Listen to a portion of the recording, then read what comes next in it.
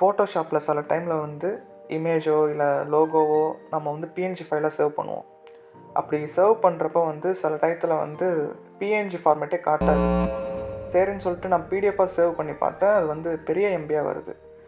சரி யூடியூப்பில் பார்க்கலான்னு சொல்லிட்டு பார்த்தா அவங்க என்ன பண்ணுறாங்கன்னா, எடிட்டில் போயிட்டு ப்ரிஃபரன்ஸ் போயிட்டு ஃபைல் ஹேண்ட்லிங்னு ஒரு ஆப்ஷன் இருக்குது, அதை கொடுக்குறாங்க. அதை கொடுத்துட்டு அதில் வந்து ஒரு ஆப்ஷனை வந்து எனபிள் பண்ணுறாங்க. ஆனால் அந்த ஆப்ஷன் வந்து நான் வச்சுருக்கிற ஃபோட்டோஷாப்பில் காட்ட மாட்டேது. சரி, இதுக்கு என்ன தான் பண்ணலான்னு சொல்லிட்டு பார்க்குறப்போ தான் எனக்கு இன்னொரு ஐடியா தோணுச்சு.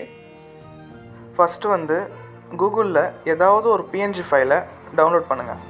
டவுன்லோட் பண்ணிவிட்டு அந்த ஃபைலை வந்து ஃபோட்டோஷாப்பில் ஓப்பன் பண்ணுங்கள். ஓப்பன் பண்ணிவிட்டு ஒரு நியூ லேயர் ஓப்பன் பண்ணிக்கோங்க. ஓப்பன் பண்ணிவிட்டு ஒரிஜினல் லேயரை ஹைட் பண்ணிவிட்டு நமக்கு எந்த பிக்சரை பிஎன்ஜியாக மாற்றணுமோ அதை எடுத்துகிட்டு வந்து நம்மளுடைய இந்த பிஎன்ஜி ஃபைலில் இம்போர்ட் பண்ணிவிட்டு ட்ராக் பண்ணி வச்சுக்கிட்டு இப்போ சேவ் பண்ணி பார்த்தீங்கன்னா பிஎன்ஜி ஃபார்மேட் காட்டும். எனக்கு தெரிஞ்சது இந்த ஒரு மெத்தடு. இது இல்லாமல் வேறு மெத்தடு ஏதாவது இருந்துச்சுன்னா கமெண்டில் சொல்லுங்கள்.